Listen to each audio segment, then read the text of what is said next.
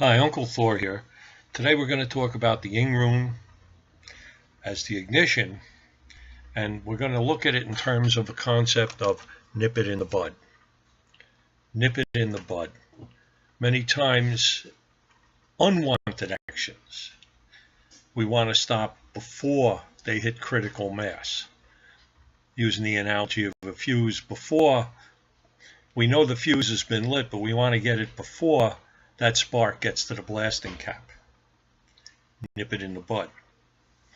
In history, in our own revolution, once the revolution started, the British made all efforts to hire troops, to bolster their army, to put it down as quickly as possible. Centuries of experience for European nobility was that whenever there was a revolt or an uprising, a mutiny, that the sooner you put it down, the easier it was to control. If it went too far, well, you would have a big conflagration. And so they were very quick to try to do something. But the fuse itself had been burning for a while. Even the Boston Tea Party and the Boston Massacre, that fuse was ignited even sooner than that. And the Ing Rune is the fuse. Like I say, it's lighting the fuse. It's the catalyst. It's male fertility, the sperm that reaches the egg and starts the process of pregnancy. Another good example. How many times someone gets pregnant and doesn't realize weeks or even a month or so afterwards because they start getting the bloating, the morning sickness and such. But the real spark happened weeks or a month or so earlier. You see, so it's the same thing. It's very much the same thing. The spark often is lit long ahead of the events. We look at, in this country, the race riots in this country. They say the Rodney King riot. The Rodney King incident and that trial that was the actual start of the rioting, that was only when that fuse, that lit spark, finally got to the blasting cap. That fuse had been cooking for a while. The same thing in Ferguson. There was a lot of resentment, there were pent-up feelings, and it was just a matter of time before that fuse hit critical mass.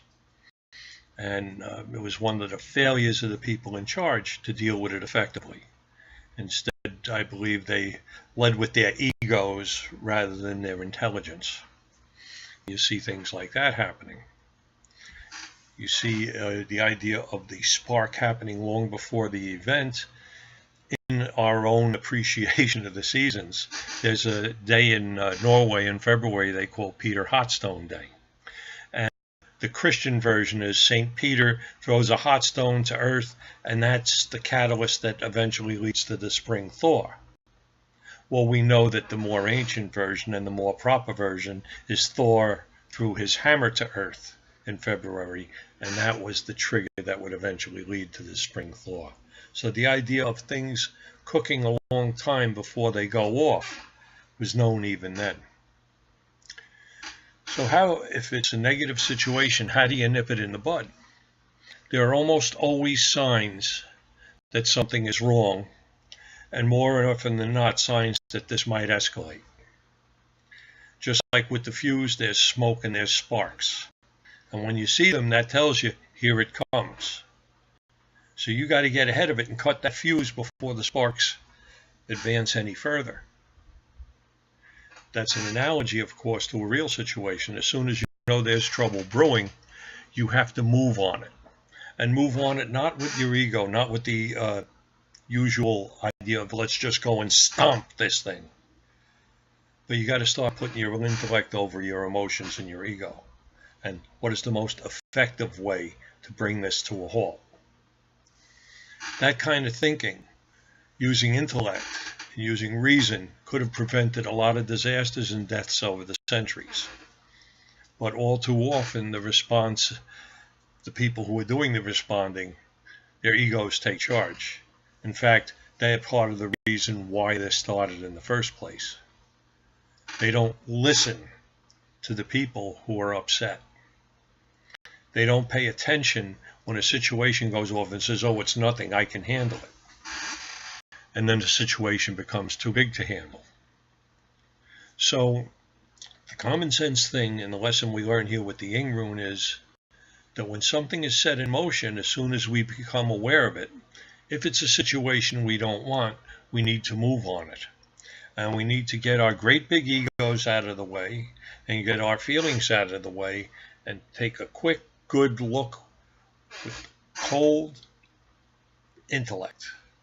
Let a little intuition in there too. Intuition is good. We don't want to have an emotional response, and certainly we don't want to have one playing a game where I'll show who's the boss. Too often that's backfired. So we want to take a cold intellectual look and to stop this thing as quickly as we can, as reasonably as we can, and in such a way that it doesn't start again.